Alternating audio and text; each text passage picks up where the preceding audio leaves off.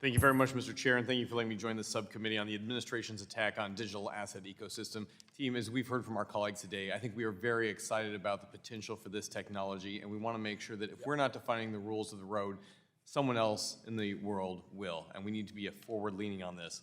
Unfortunately, throughout many of the last couple of years, the administration's regulatory enforcement approach has failed to provide adequate protections for our digital asset market.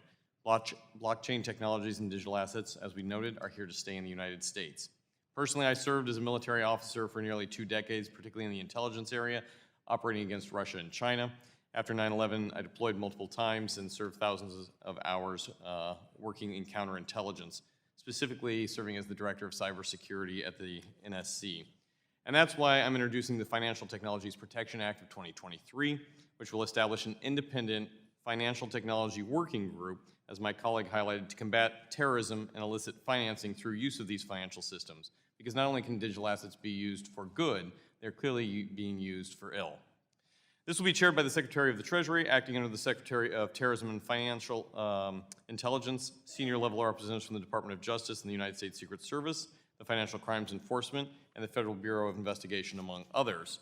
Additionally, we include 5 appointed by the Undersecretary for Terrorism and Financial Intelligence to represent financial technology companies, financial institutions, and organize and engage in this research, building both a public and private enterprise to be able to address these threats. This working group will conduct independent research on terrorism, their illicit use of new financial technologies, while also developing legislative and regulatory proposals to improve anti-money laundering, counter-terrorist, and other illicit efforts in this space. I believe now more than ever, we have witnessed over the last year with Russia's unprovoked attack on Ukraine, our constituents must know their representatives are doing everything they can here in Washington. We must protect families not just in my home state of Iowa, but across the United States, and make this space a successful area for those who want to do well.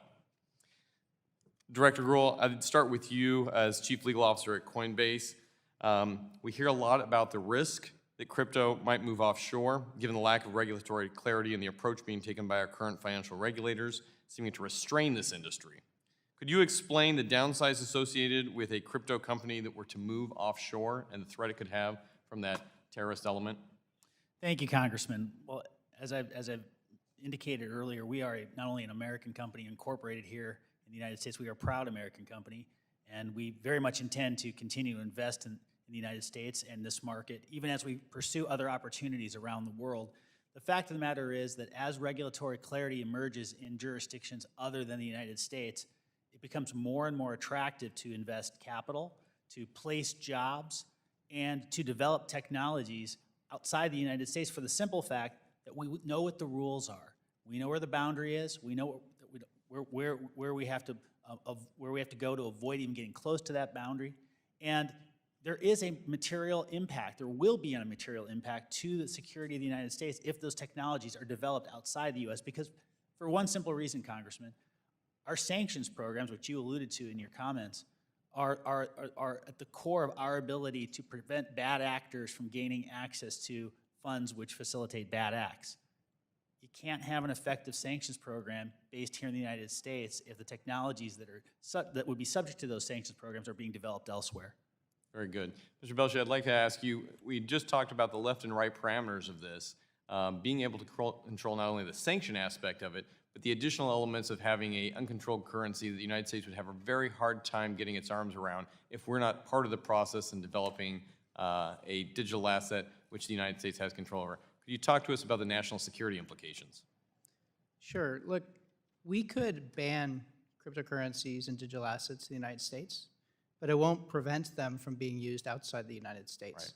So we either figure out how to bring it in and have the best chance of understanding it, helping lead the world in terms of the rules around how you manage it, or we delegate that to someone else. So the choice is ours. I think we want to manage that rather than give it to others.